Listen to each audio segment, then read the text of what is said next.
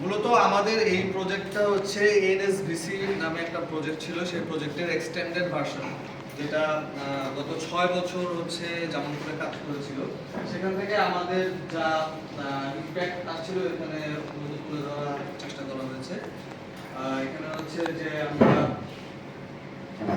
Core household 36% নামিয়ে এনেছিলাম, যেটা হচ্ছে বেসলাইন থেকে 7% নেমে এসেছে। ফুড সিকিউরিটি আমরা হচ্ছে 22% থেকে 8% নিয়ে এসেছি।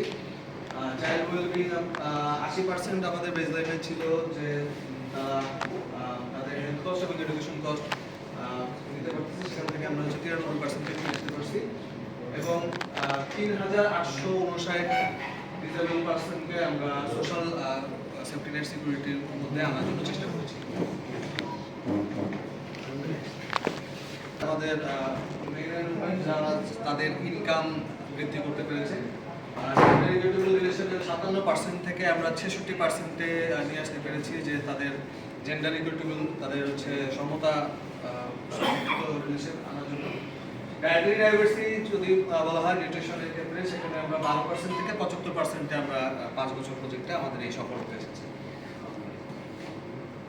যেই সফলতার উপর ভিত্তি করে এবং আপনাদের সহযোগিতায়, যেটা হচ্ছে যে আমাদের ডোনারের কাছে যেটা ফোকাস হয়েছে, যে এই বিষয়গুলো আমরা যে সফলতা করতে পেরেছি,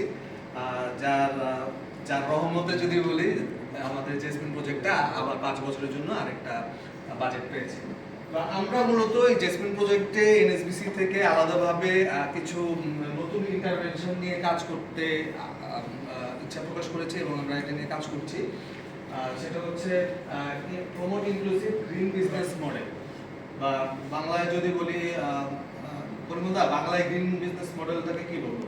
promote gender inclusive business model, যেটা হচ্ছে আমাদের কৃষকরা যে কৃষি ব্যবসা করে সেটাকে জেন্ডার ইনক্লুসিভ করা। সেখানে নারীরা মূলত কাজ করেন ঠিকই, যেটা আমরা বলি যে আসলে গোনায় ধরা হয় না, বা তারা আসলে ব্যবসা করতেছে ওটা আমরা গুনি না। কিন্তু আমাদের উদ্দেশ্য, আমাদের ইচ্ছা হচ্ছে, আমাদের ইন্টেনশন হচ্ছে যে এই তাদের ব্যবসায়িক মডেলটাকে জেন্ডার ইনক্লুসিভ করা, যাতে নারী পুরুষ একসাথে ব্যবসা করতে পারে।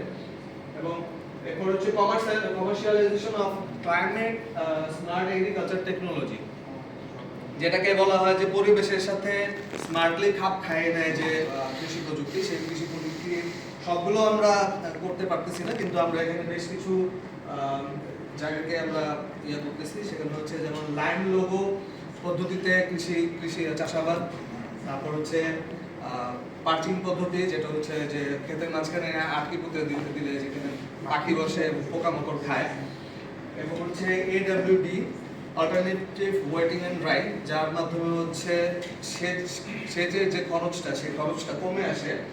এবং হচ্ছে মালচিং পদ্ধতিতে যেটা হয় যে আগাছা পরিমাণটা কম হয়, জমিতে সার, তারপর হচ্ছে কীটনাশক এগুলো পরিমাণে কম লাগে। এবং গুড এগ্রিকালচার প্র্যাকটিস বা গ্যাপ, যেটা বাংলাদেশ গভর্নমেন্টের একটা পলিসি, সেই পলিসি থেকে আমরা চেষ্টা করতেছি যে আমাদের এই এগ্রিকালচার সিস্টেমটা যাতে এই গুড এগ্রিকালচার প্র্যাকটিসের মাধ্যমে আসে, যার ফলাফলে হয়তো বা আমরা একদিন বিষমুক্ত কম সারে উৎপন্ন ফসল যেটা আমরা বাজারে হয়তো বা পেতে পারব।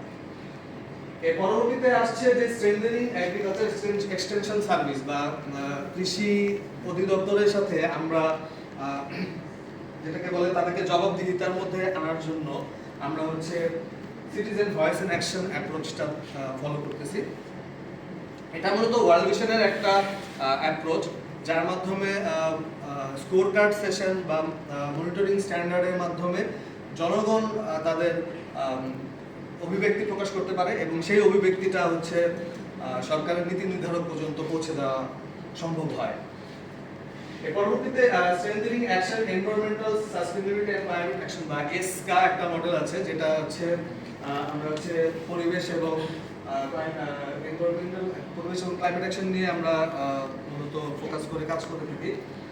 এবং ইনক্লুশন অফ অ্যাডোলেসেন্ট গার্ল, বা যেটা আমাদের একটা কিশোরী ক্লাব আছে, যেটার নাম হচ্ছে স্মার্ট কিশোরী ক্লাব, যাদের মাধ্যমে আমরা হচ্ছে নিউট্রিশন, কমার্শিয়াল ফার্মিং